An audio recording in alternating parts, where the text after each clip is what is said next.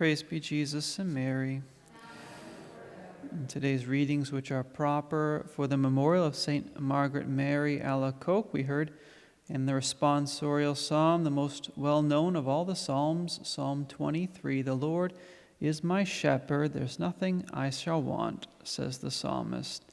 We know that within a couple of weeks, we here in the U.S. will be choosing those who will shepherd and lead our country in the upcoming years in all levels of government. So yes, the Lord is our shepherd, but since we live in a democracy, we're actually responsible for making the decisions, and wise decisions, about who will guide us in earthly affairs. And we have a moral obligation to vote, and to vote in a way which reflects the mind and the heart of the Church, which is according to the heart of God.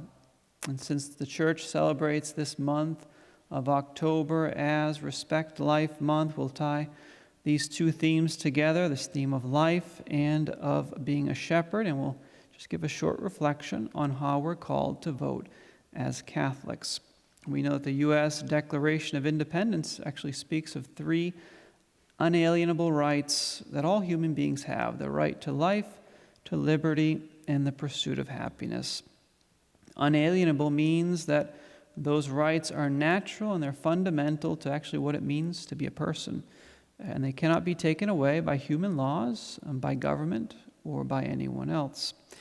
And yet in our country, we know that the right to life is taken away, especially by those who support and promote abortion, who support promoting and putting to death the most defenseless persons in our society. So the first unalienable right, the right to life, is already denied. The second unalienable right, the right to liberty, is continually threatened and undermined in the political sphere by those who want to take away our religious liberties and the freedom to exercise our conscience, the freedom to say no to immoral laws and requests, and to say yes to God. Now, without those two inalienable rights, without life and liberty, not only can you not pursue the third one, you can't pursue happiness, but in reality, you can't pursue anything, right? If you don't have life or liberty, there's no way to pursue anything. You're denied every other right. So the truths that the founding fathers of this country held to be self-evident no longer are self-evident to many people, unfortunately. When the head of the U.S. Bishops' Committee for Pro-Life Activities, Archbishop Joseph Naumann of Kansas City, when he met with Pope Francis at the beginning of this year in Rome, Pope Francis told him that protecting human life is the preeminent social and political issue.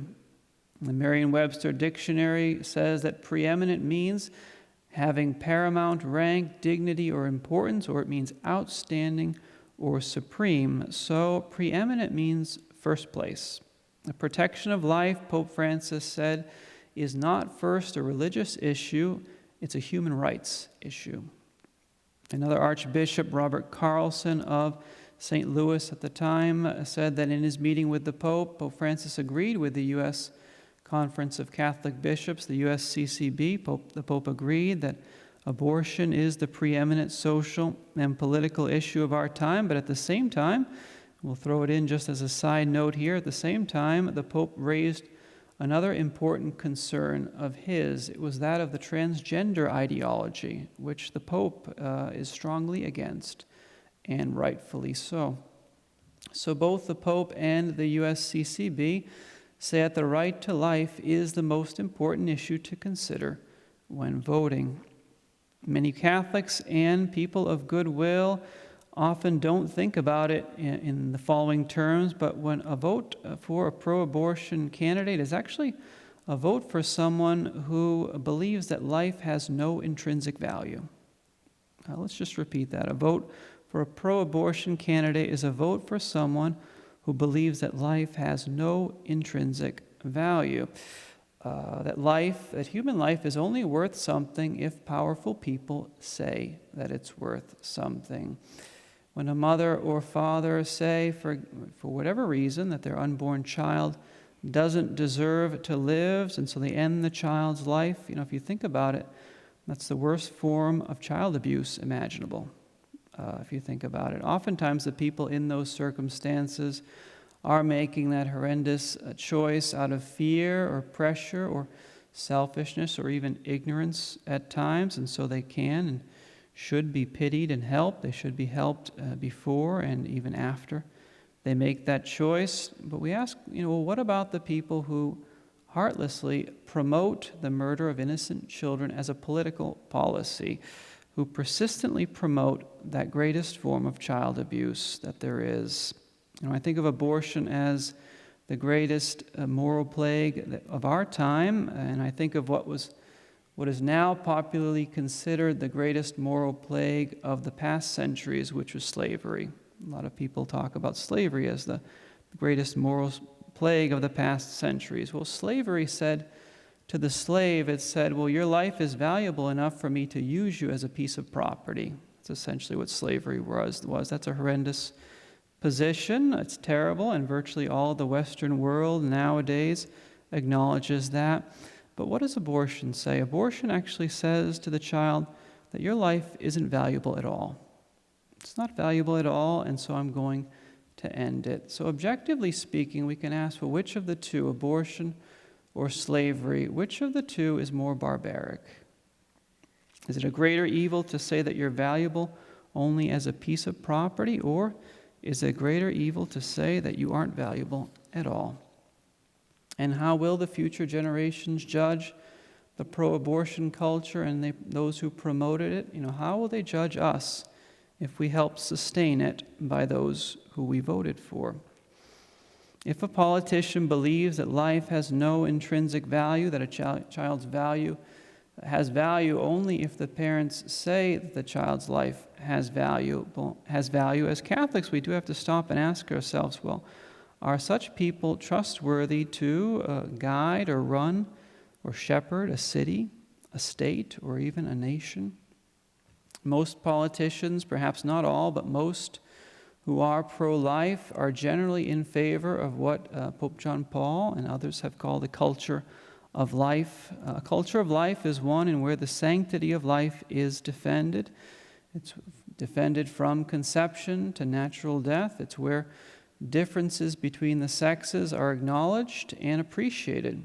It's where marriage as a union between one man and one woman is honored. It's where drug use and abuse is rejected in favor of living sober and alert, as the apostle says in 1 Peter 5:8. A culture of life is one in which the worship of God is welcome and the commandments of God are acknowledged and revered, even if they're often broken, even if they're still broken. So a culture of life is a culture of hope. Most politicians who are pro-choice or pro-abortion are in favor of what John Paul II called the culture of death. The culture of death is one in which life is not sacred, in which life is threatened at all times, but especially at the most vulnerable times, at the beginning, in the womb, and at the end, in the last years. The culture of death is one in which the differences between the sexes are denied, and ideology replaces basic biological and sociological truths. It's a culture where drug abuse and use is celebrated and embraced despite its terrible consequences. It's where the words family and love have whatever meaning you want to give them. They have no objective meaning. Whatever you want to give them, family and love, have no meaning, really. It's where the worship of God, too, is marginalized or ridiculed, where the occult and other godless activities thrive, and it's where God's commandments are rejected. Culture of death is a culture without hope. It's also a culture without mercy. But all of what we just mentioned about the culture of death, it's actually the logical consequence of believing that life has no intrinsic value or meaning, for that matter. If you want a movie analogy of the difference between the two, the culture of life and the culture of death, it's kind of like the difference between Bedford Falls and Pottersville in It's a Wonderful Life. It's a little bit like that, the difference between the two. Although I think the culture of death is worse than Pottersville. I'd actually prefer Pottersville, personally. So we know life is a series of choices, and the choice for whom we vote is a big choice. At the Last Judgment, our Lord will say to us either one of two things. He'll either say, as you did it to one of the least of these my brethren, you did it to me. He'll say that in Matthew 25:40. Or he will say to us, what you did not do for one of these least ones, you did not do for me. Matthew 25:45.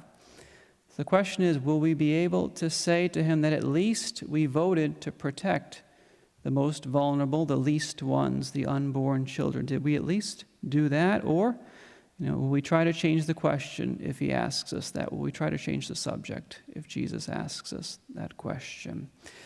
Life, liberty, and the pursuit of happiness are unalienable rights which we can defend by choosing candidates who value those three rights, or they're rights which we can abandon by choosing candidates who aren't in line with the thinking of our Holy Father, Pope Francis, and the USCCB regarding protecting life and liberty.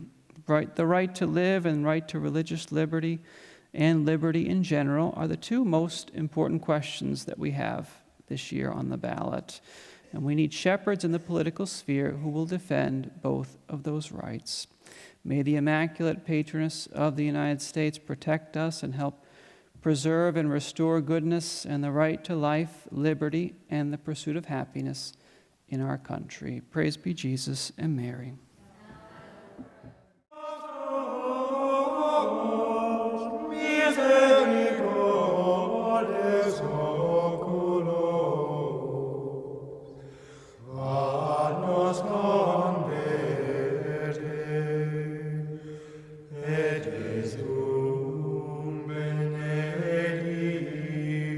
Fructum ventris tui,